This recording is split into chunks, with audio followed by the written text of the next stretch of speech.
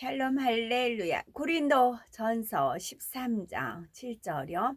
모든 것을 참으며 모든 것을 믿으며 모든 것을 바라며 모든 것을 견디느니라. 아멘. 제목은 사랑은 오래 참고입니다. 일반적으로 오래 참음이라 하면 많은 시간을 지루함 속에서 기다리는 것을 생각할 수 있는데 영적인 오래 참음은 그렇지가 않습니다. 그대를 생각함으로 수년을 분초와 같이 보냈다는 고백처럼 진실한 사랑은 그리움이 컸던 만큼 기다림의 세월이 길었던 만큼 만났을 때의 기쁨과 행복 또한 크게 느껴지지요. 그래서 기다림의 시간 동안 느꼈던 외로움과 아픔이 오히려 더욱 진한 사랑으로 승화되는 것을 볼 수가 있습니다.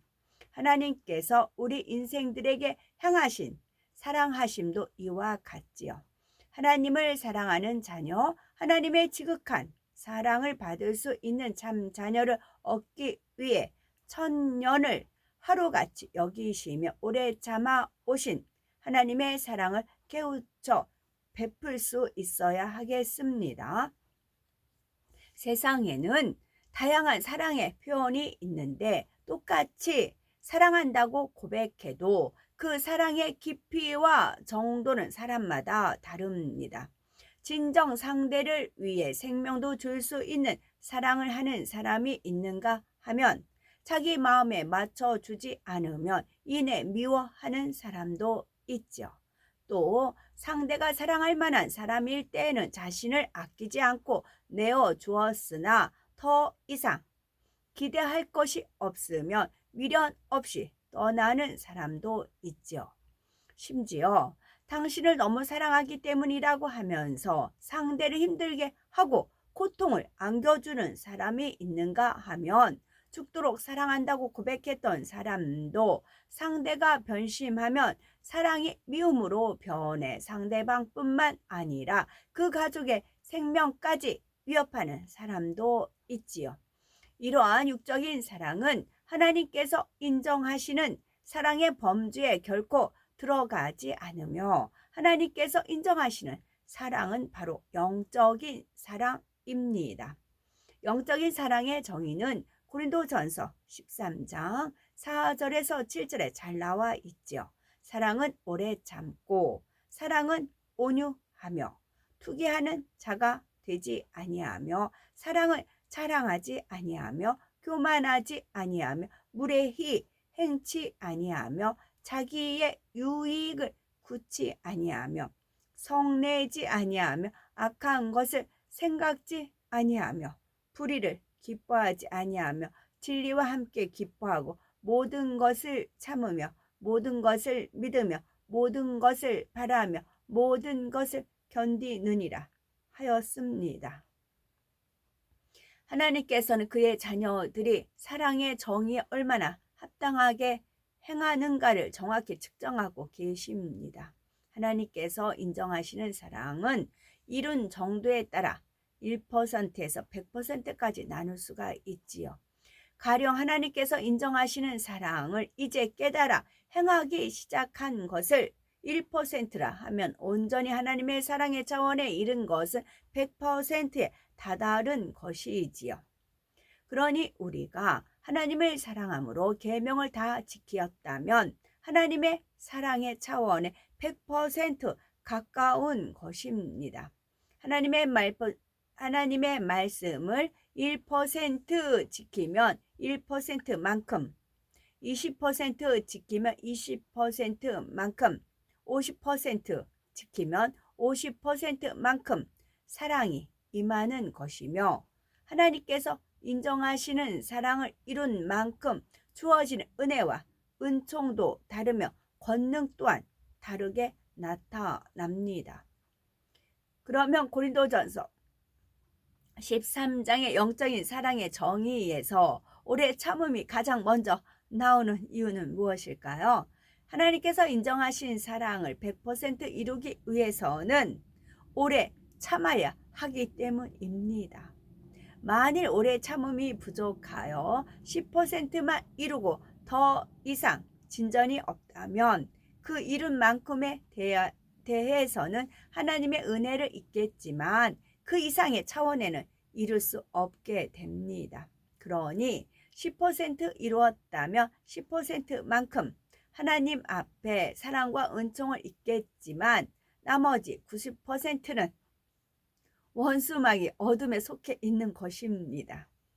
이러한 오래 참음은 우리 곧 피조물의 입장에서 오래 참음이므로 하나님의 입장에서 오래 참음이 가장 먼저 전제되어야 하는 이유가 있습니다. 이는 모든 오래 참음은 하나님의 인내하심을 나타내 주고 있기 때문이지요. 따라서 오래 참음에는 세상에서 말하는 참음과 영적인 참음이 있습니다. 세상적인 참음이라는 것은 화가 날 일이 생겼을 때 억지로 화를 누르며 참는 것을 말하는데 이러한 참음은 악속에서 참는 것이지요. 그러니 영적인 참음 곧 하나님의 오래 참음은 이 같은 참음이 아닙니다. 하나님께서는 악이 전혀 없으시므로 참을 일이 없으시지만 우리가 쉽게 이해할 수 있도록 오래 참으신다고 표현한 것뿐입니다. 우리도 선과 진리 가운데 참고 참아서 악을 없애고 악을 빼내버리면 모든 것이 이해되고 용서가 되므로 참을 일이 없어지는데 하나님의 오래 참음은 이런 종류의 오래 참음인 것이지요. 하나님께서는 모세가 태어나기 전에 이미 그를 택하셨고 그가 태어나자마자 지도자로서의 길을 예비하셨습니다. 모세는 바로의 궁중에서 애굽의 학술과 철학, 건축과 문학 등을 배워 그 말과 행사가 능하였음을 알 수 있는데 이는 한 민족을 이끌어갈 수 있는 지도자의 역량을 키우는 밑거름이 되었죠. 그런데 모세가 40세 되었을 때 동족에서 비롯된 의분으로 애굽인을 죽이는 사건이 발생하였고 남방 미디안으로 피해 제사장 이드로의 집에 체류하게 되었습니다. 그곳에서 다시 40년 동안 양치는 목동으로서 처가살이를 하였는데 이는 화려한 궁중 생활에 비하면 너무나 비천한 생활이었지요. 모세의 나이가 80세 되자 하나님께서는 그를 불러 종살이하는 백성들을 출애굽시키라는 막중한 사명을 맡기셨습니다. 하나님께서 모세를 애굽 공주의 아들로 있을 때 부르시지 않고 그 후 많은 연단의 세월이 흐른 뒤 평범한 목동으로 있을 때 부르신 이를 통해 하나님의 사랑과 오래 참으심에 대해 알 수가 있습니다. 모세가 애굽 공주의 아들로 있을 때에도 그가 가진 외적인 조건들은 지도자로서 자격이 충분한 것처럼 보입니다. 그러나 실상을 보면 당시 그는 자신의 마음 하나 다스리지 못하고 임의로 사람을 죽이는 나약한 인간에 불과하였지요.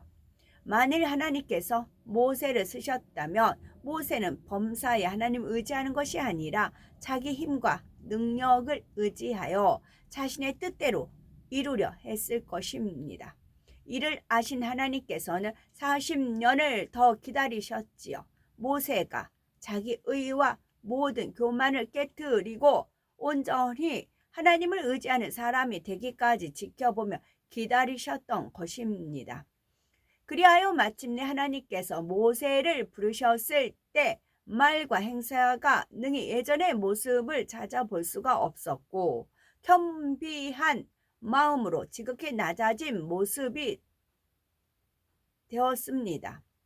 이렇게 마음이 낮아진 모세를 부르신 하나님께서는 모세로 하여금 장정만도 40만이 되는 이스라엘 백성을 출애굽시키게 하셨죠.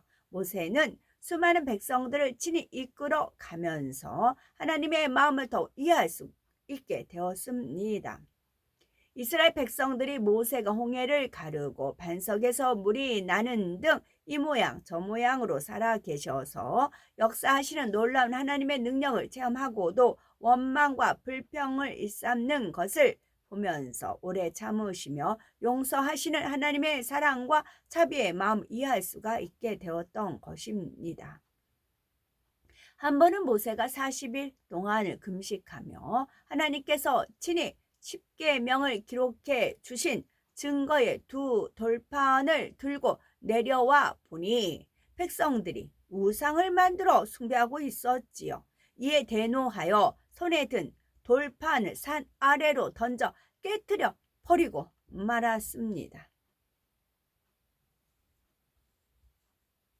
왜냐면 모세는 너무 힘들게 왔잖아요. 본인은 40일 금식 물도 마셨나요? 금식해서 하나님의 그 어미하심의 그런 증거를 받아가지고 고생해서 내려왔잖아요. 그리고 이 돌판에 얼른 그 버거운 마음이었을 거 아니에요. 백성들한테 이 하나님의 이 계명을 가르쳐야 되고 했고 막 그런 부푼 가슴을 막 가지고 왔을 거 아니에요. 그 생각만 했을 것 같아요. 제가 만약에 그 입장이었다면. 그런데 와보니 세상에 그 백성들의 그 행동을 봤을 때 진짜 그럴 수밖에 없었을 것 같아요. 본인이 편안하게 있다 그랬다면 상관이 없겠는데 그게 아니었잖아요. 초긴장 상태에서 내려왔는데 상황은 그래요. 그러니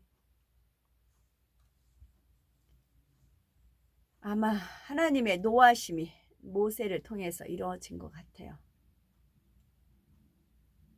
하나님께서는 그때 이제 하나님의 영이 충만해서 내려왔잖아요. 그러니까 하나님의 노하심, 모세라는 지체를 통해서 하나님의 노하심이 발동한 것 같아요. 하나님께서는 모세가 승한 사랑을 이룬 것을 아셨지만 하나님께 받은 돌판을 깨뜨렸기 때문에 그로 하여금 다시 금식하게 하심으로 이제는 하나님과 대면하여 명백히 말씀하실 수 있는 온전한 차원으로 이끌어 가셨습니다. 하나님께서는 사랑하는 자녀가 더 온전해지기를 원하시기에 이처럼 인내하시며 행하시는 것이지요. 우리는 모세 한 사람을 통해서도 하나님께서 인정하시는 영적인 지도자가 나오기까지 얼마나 많은 시간을 투자하시며 오래 참고 기다리시는가를 알 수가 있는 것입니다.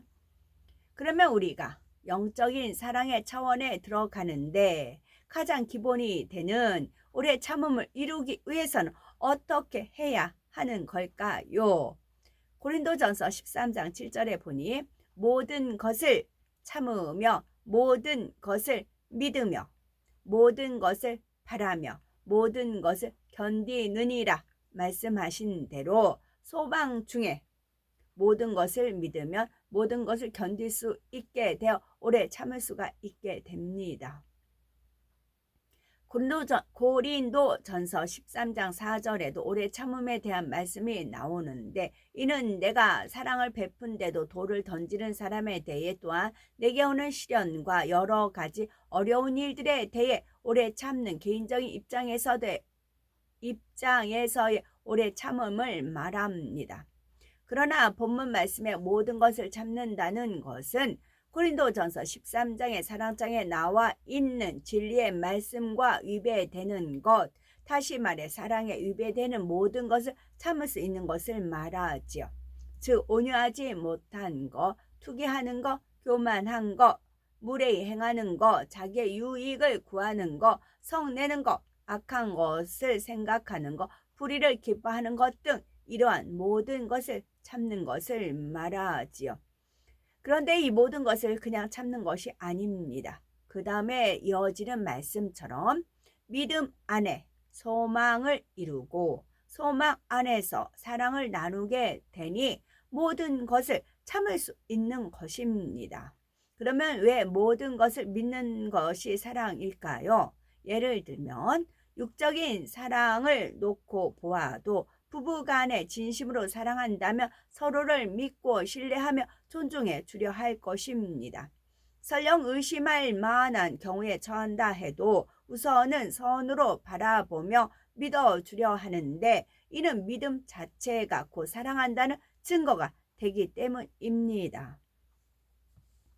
우리가 영원히 죽을 수밖에 없는 죄인들이었지만 하나님의 크신 사랑으로 구원의 은총을 입을 수 있었던 것처럼 우리도 상대방이 비록 부족할지라도 그의 모든 것을 믿어 주어야 하는 것이지요.